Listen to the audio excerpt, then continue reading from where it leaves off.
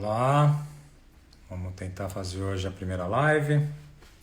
Vamos ver se quem vai aparecendo aí. Oi, Emi. Oi, meu amor.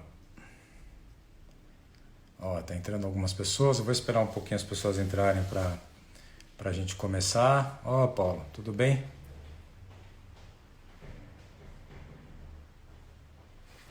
Vamos lá, né?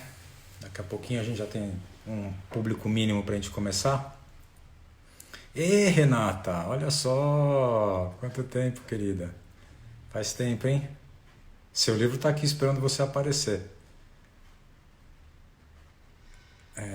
Olá, Gabi.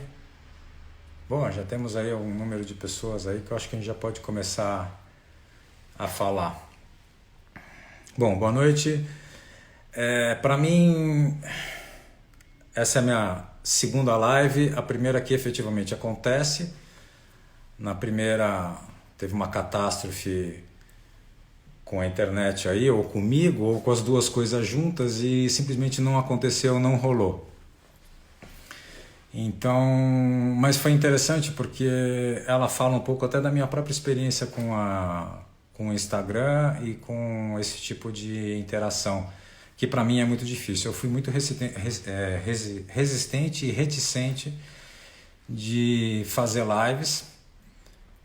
Eu ainda não tenho certeza se esse é um mecanismo, uma ferramenta que me interessa e que acho que reflete um pouco a forma como eu lido com a fotografia. Então eu vou fazer tudo isso aqui como uma experiência. E se a experiência der certo, aí a gente efetivamente faz a segunda, faz a terceira, vai fazendo. Eu não quero assumir um compromisso de que vou fazer toda hora, mas quero assumir um compromisso que se essa live eu conseguir sobreviver a essa primeira live e eu tiver algum tipo de interação interessante com as pessoas, aí eu promovo a segunda live e assim por diante. Essa mídia para mim ela é muito complicada, ela é muito difícil porque ela envolve uma série de questões de como interagir. Eu como fotógrafo e como professor, né? Acho que vocês todos, ou a maioria de vocês sabem bem a minha carreira como fotógrafo e a minha carreira como professor. Eu trabalho com fotografia autoral há mais de 15 anos, eu dou aula no Museu de Arte Moderna sobre esse tema há mais de 15 anos. Então eu tenho uma carreira bastante extensa e nesse processo todo de professor e também como fotógrafo, eu sempre me interessei muito no contato direto, na relação, né? As minhas experiências educacionais elas estão sempre baseadas na questão da relação, do relacionamento, o meu relacionamento com quem me ouve e dessa pessoa com o que eu ouço dessa pessoa e o que tem entre nós, que é a fotografia. E é muito interessante porque se eu estou falando para um público de 150, 200 pessoas, eu não tenho muita dificuldade para fazer isso, mas olhar nessa telinha e me ver na tela e não ver vocês é para mim bastante difícil, é bastante intimidador, né? Eu gostaria muito mais se eu tivesse uma live em que eu pudesse estar falando e vendo o rosto de vocês ao invés de eu estar me vendo, né? Então tem esse aspecto do próprio suporte. Esse suporte ele para mim ele é difícil nesse sentido, mas também tem um outro aspecto que é o aspecto que trata, e eu vou começando já a entrar no assunto, que trata um pouco da efemeridade da live, né? Esse suporte é o que muitos teóricos, e tem um teórico que eu gosto muito, que falo muito, que é esse aqui, ó. O nome dele ele é um coreano radicado na Alemanha, o nome dele é Byung-Chul Han, e eu recomendo muito que vocês leiam esse livro aqui, A Salvação do Belo. Então tem um pensamento que é a questão da estética do liso, que eu acho que o Instagram e as mídias sociais são bem isso. Não vou entrar no mérito disso agora, esse é um papo longo, um papo que eu não acho que mereça uma discussão aprofundada aqui logo de cara. Olha só, Luciana Dalri está aqui, que linda. Então, eu também tenho dificuldade com esse suporte por causa dessa questão, né? Essa questão dessa estética do liso, da efemeridade, da superficialidade, da necessidade de receber likes, esse tipo de coisa, que é um pensamento que vai muito de encontro, vai no sentido contrário, não vai ao encontro, vai no sentido contrário do que é o meu pensamento com a fotografia, né? Então, também tinha muita dificuldade e resistência em usar a live por causa disso. Mas enfim, estamos aqui testando, estamos aqui tentando encontrar um jeito de poder, nesse momento difícil da vida da gente, nesse momento complexo, e ao mesmo tempo cheio de oportunidades e cheio de experiências que podem nos levar para diversos caminhos diferentes, a gente tentar então interagir de alguma maneira com as plataformas que existem e com que a gente possa conversar e trocar um pouco de ideia, né? Isso aqui não é uma palestra, isso aqui não é um curso, isso aqui é uma troca de ideias, de pensamentos. Os meus pensamentos serão muito mais soltos do que se fosse numa palestra, se fosse numa aula organizada. Então, eu vou tentar seguir um pouco nesse caminho.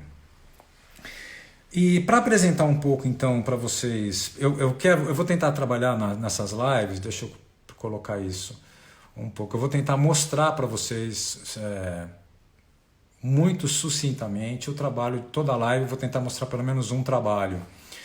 E hoje eu vou tentar mostrar o livro da Claude Bateau, que é uma fotógrafa francesa, e eu vou explicar o porquê desse trabalho mais para frente. Então, a gente está aqui, vou tentar aqui nesse processo explicar para vocês, para eu poder chegar na questão da Claude Bateau, por que o trabalho da Claude Bateau, por que essa questão como é que nós vamos lidar e discutir um pouco a autoria no aspecto do momento da quarentena e da transformação que tudo isso nos leva, né? Eu queria construir com vocês o que significa um pouco de fotografia autoral, mas eu não vou explicar para vocês o que é fotografia autoral. Eu vou tentar fazer um exercício de criar algumas imagens para vocês. Então, para isso, eu vou me apropriar um pouco do trabalho de um poeta e vou contar uma história minha, pessoal. Então, eu vou começar pela minha história pessoal, porque eu acho que ela é bastante representativa, né? Quando eu era pequeno, tinha uns 5, 6 anos de idade, 7, 8, eu com o tempo sou meio complicado. Guardar eventos e datas e construir uma relação entre eles é muito complicado, é muito difícil. Então, quando eu tinha 8 anos de idade, eu não sei porque na minha casa tinha um pequeno equipamento que cabia na palma da mão de uma criança. Esse equipamento em cima tinha uma circunferência transparente e tinha um ponteiro. E eu peguei esse equipamento a primeira vez e eu virei para a janela e eu vi que o ponteiro se mexeu. E aquilo me deu um certo espanto, né? E aí, de repente, eu virei de novo para dentro de casa e o ponteiro se mexeu também de novo, só que para o outro lado. E aí eu comecei a fazer esse exercício porque eu fiquei absolutamente fascinado como um ponteiro podia se mexer sem ter um contato físico com nada que provocasse o deslocamento daquele ponteiro. Bom, é claro que nós estamos falando aqui de um equipamento conhecido dos fotógrafos, que é o fotômetro. Então, essa experiência infantil, ela pode ser interpretada e discutida por diversos caminhos. A gente tem o caminho mais racional científico, que é o caminho da física, explicando qual o fenômeno que acontece, o porquê que o ponteiro se mexe, como é que o fotômetro é constituído, que tem a fotocélula, que isso provoca um estímulo elétrico. Bom, você pode cientificamente, racionalmente falando, explicar, aliás, o que significa aquele fenômeno que aquela criança, no meu caso, se encantou com aquilo, né? Você pode entrar pelo campo da psicanálise, da terapia infantil e tentar aí construir um modelo de pensamento que estabelece o que isso significa. E eu não vou entrar nem no aspecto da física e não vou entrar nem no aspecto da terapia e da psicanálise, porque não é meu campo. Mas tem uma outra forma de interpretar essa experiência infantil, uma outra maneira, que é a do encantamento. A do encantamento de uma criança descobrindo alguma coisa do mundo, tendo uma experiência no mundo que lhe encanta e que gera uma magia em relação àquela experiência e que marca aquela pessoa de uma tal forma que ela carrega aquilo para o resto da vida. Esse encantamento tem de diversas ordens, tem diversas grandezas, claro, mas é desse encantamento, é dessa forma de encarar o mundo por um aspecto meio mágico que é o que me interessa, né? O que eu acho que é o papel da fotografia para mim e qual que é o papel das artes em geral. Né? Para mim, o que me interessa nas artes em geral, em todas as formas de manifestação, são aquelas obras, aqueles trabalhos que geram esse encantamento na gente, que nos apresentam um mundo, e um mundo de uma certa magia. Não interessa que magia seja essa, ela pode ser uma magia sombria, como pode ser uma magia do campo mais lírico, né? Mas que através dessa experiência de magia, essa experiência mágica, essa experiência de encantamento, ela me toca e me faz entrar em contato com camadas que nenhuma outra área pode fazer. Nem a área científica, nem a área da filosofia, nem a área da psicanálise, nem da área das ciências sociais, nem da área de todos os outros campos de pesquisa das ciências humanas, exatas ou das ciências biológicas. Para mim a arte é isso, para mim a arte tem que ser isso. É por aí que eu me envolvo com a arte, e é por aí que eu me envolvo com o trabalho de outros artistas, e é por aí que eu me envolvo e tento me envolver e tento construir o meu trabalho de autor. Eu não gosto muito de usar esse termo artista explicitamente para mim e nem para os meus trabalhos dar o nome de obra de arte, porque eu acho que não sou eu dizendo que faço obras de arte é que vou comprovar para os outros que aquilo é uma obra de arte. A obra de arte se faz num conceito muito mais amplo de tempo, que não sou eu como autor dizendo que eu sou artista e que eu faço obra de arte que vai fazer isso acontecer, que vai tornar aquilo uma obra, né? Então, deixa eu pegar um pouquinho de água aqui. É desse encantamento, é dessa magia com o mundo que eu tento trabalhar, tento utilizar para falar sobre autoria. E aí a fotografia ela tem uma característica muito legal, muito interessante, porque ela é uma linguagem que tem uma necessidade fundamental, e essa necessidade, que é uma limitação, é também um ato de potencialidade criativa. Porque a fotografia ela é uma linguagem que precisa de um real para que ela possa existir. Eu preciso ter um referente, eu preciso ter algo na minha frente para fotografar e com isso conseguir criar algo, né? Então ela tem um jogo que é muito interessante, que é através de uma paisagem externa, não interessa esse tipo de paisagem, que seja uma paisagem de fato no sentido literal, quanto uma paisagem no sentido um retrato, qualquer coisa que está na minha frente, eu preciso de uma paisagem, que esta paisagem me construa uma experiência formal e expressiva que fale e trate da minha paisagem interna, do meu mundo interno, da magia que eu busco quando eu olho para o mundo e tento entender esse mundo através de uma linguagem como a fotografia. A fotografia ela é a única forma de expressão do homem que necessariamente precisa dessa relação da paisagem externa e de um entendimento do que aquela paisagem externa diz de você mesmo como autor. A forma como você vê o mundo e o que você propõe. Na forma de ver o mundo, o que você propõe para o outro. Então, ela tem um jogo que nenhuma outra forma precisa ter.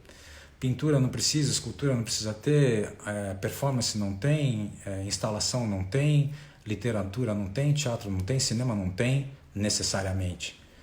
Né? Você pode construir a sua obra independente, apesar dessa componente, dessa paisagem externa. Claro, a gente é influenciado, mas você não precisa dela efetivamente. Na fotografia a gente precisa dela. Então, como é que eu faço para conectar e construir essa relação entre a paisagem externa e a paisagem interna? E aí, para mim, é que vem esse encantamento. É para mim aí que vem a magia. É para mim aí que vem esse espelho de Alice, né? Que é você olhar para o mundo, mas está olhando para você. Só que não você na literalidade do autorretrato ou na literalidade de um egoísmo, de um egocentrismo, de você ser a razão de existência sua e do mundo e do seu trabalho. Esses trabalhos excessivamente narcísicos, não é disso que eu estou falando. Eu estou falando de você olhar para você e mergulhar nesse mundo mágico que a gente tem dentro da gente, que a gente tenta colocar para o outro, né? E tenta espaçar para o outro. Então, aí, fazendo mais né, usando um pouco, além dessa figura, essa imagem que eu criei para vocês da minha infância, tem um pequeno poema aqui do Manuel de Barros. Quem não conhece Manuel de Barros, eu recomendo a leitura. Quem conhece, eu recomendo a leitura também de novo sempre, porque o Manuel de Barros talvez seja o maior fotógrafo que a literatura brasileira já criou. Ele fala assim, deixa eu colocar o óculos aqui que eu não enxergo nada sem óculos, mas ele fala assim: a poesia é assim, a poesia está guardada nas palavras, é tudo que eu sei. Meu fado é o de não saber quase tudo. Sobre o nada eu tenho profundidades. Não tenho conexões com a realidade. Poderoso para mim não é aquele que descobre ouro. Para mim, poderoso é aquele que descobre as insignificâncias do mundo e as nossas. Por essa pequena sentença me elogiaram de imbecil. Fiquei emocionado e chorei. Sou fraco para elogios. Bom, isso para mim é fantástica, né? É fantástico, né? Como é que alguém consegue ter um entendimento do que significa a vida e o que significa a relação com o fazer, né? Com a escrita, no caso do Manuel, e a gente com a fotografia, com a escrita com a luz, que é o que a gente faz.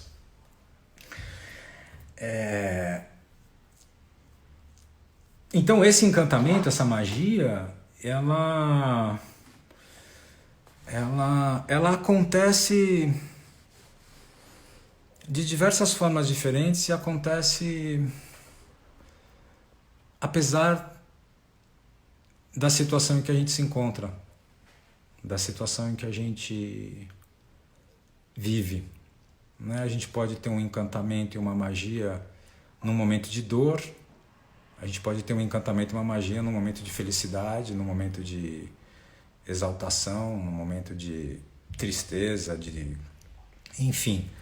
Quando eu falo de magia, quando eu falo de encantamento, eu não estou falando de obrigatoriamente um mundo de fantasia. Eu estou falando de um mundo muito mais amplo e rico do que o mundo real, prático, objetivo que a gente vive a nossa vida e tem as nossas experiências, né?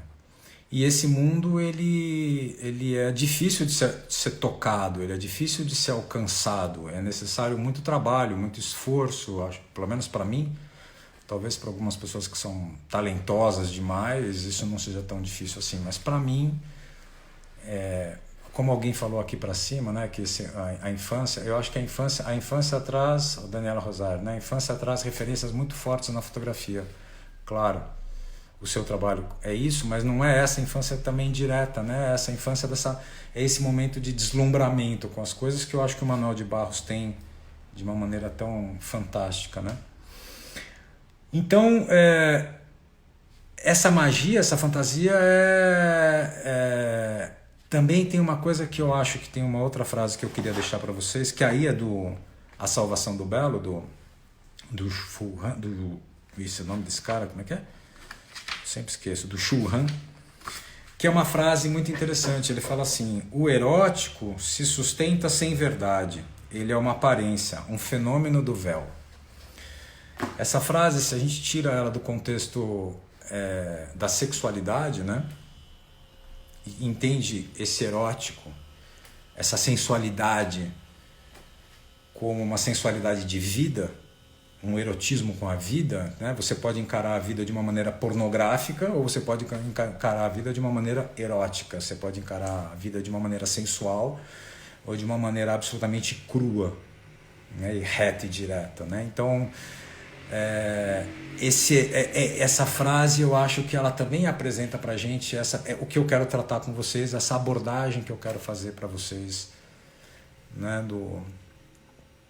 Do que é a fotografia para mim. E eu não sou um teórico, eu sou um autor, e isso já faz uma diferença muito grande, né? Então eu vou jogar umas ideias, uns pensamentos, e a gente vai tentando desenvolver alguma coisa, caso vocês estejam aí aguentando a minha falação. Bom, então a gente está vivendo esse momento, né? Esse momento que também tem um paradoxo muito interessante, porque a gente vive um momento em que nos é colocado, nos é solicitado, nos é colocado que precisamos ficar num isolamento.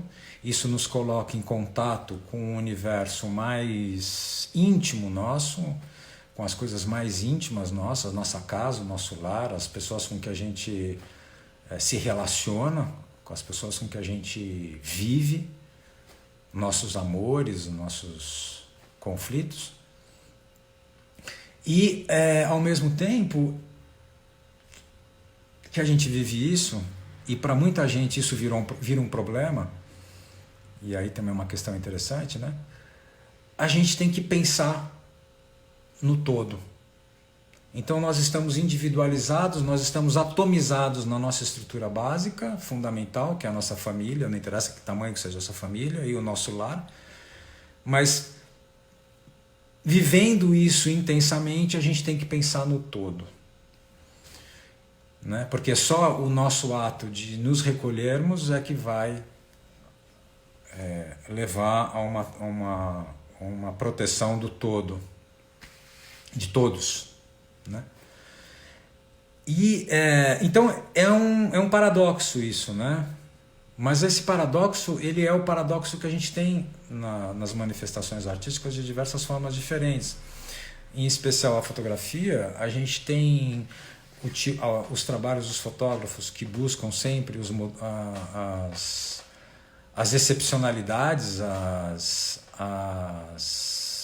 os momentos espetaculares, os momentos excepcionais, né? O exótico. A fotografia começa por esse universo, né? Pelo exótico.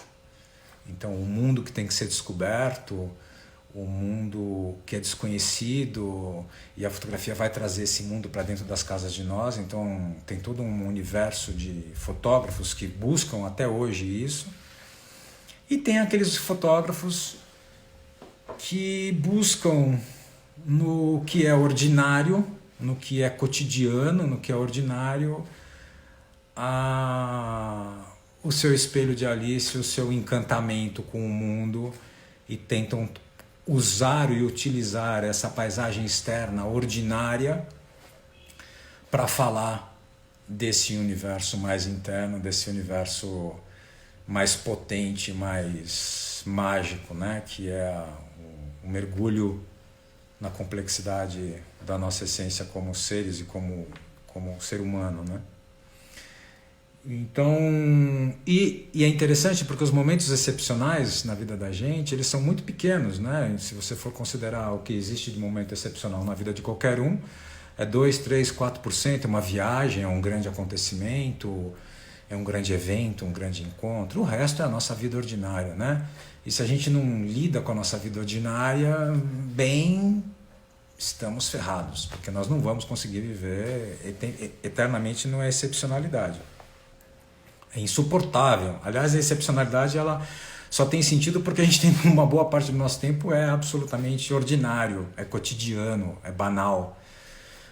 Bom, construir um trabalho poeticamente falando, né, agora, um trabalho com uma linguagem visual que aborde essa questão do ordinário e seja potente é da ordem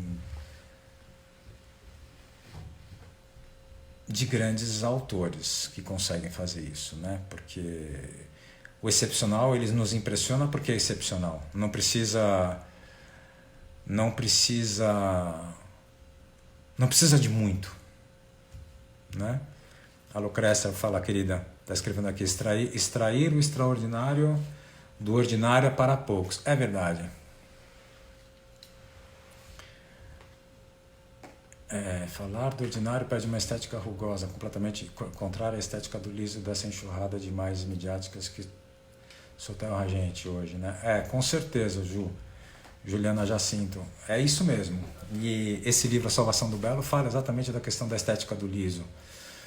E é isso, essa rugosidade da vida, esse extraordinário dentro do que é ordinário, ele é um exercício difícil. É muito difícil. E é interessante porque, né, agora a gente tem uma explosão de trabalhos que querem lidar com a questão da quarentena, do isolamento social, e eu acho isso super válido. Eu, para os meus grupos de estudo, falei, a gente precisa pensar nisso, precisa discutir isso. Só que eu acho que tem duas formas de discutir isso. Tem uma forma mais, usando os termos que a Juliana colocou,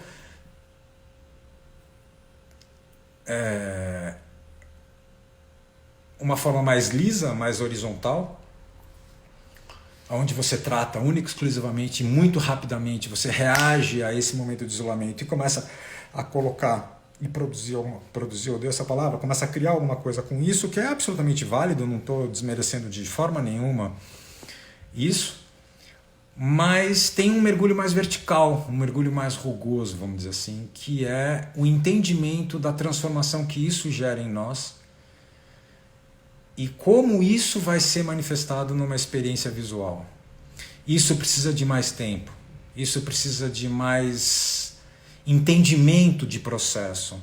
Isso não vai ser feito imediatamente nesses 2 ou 3 meses que nós vamos ficar em quarentena.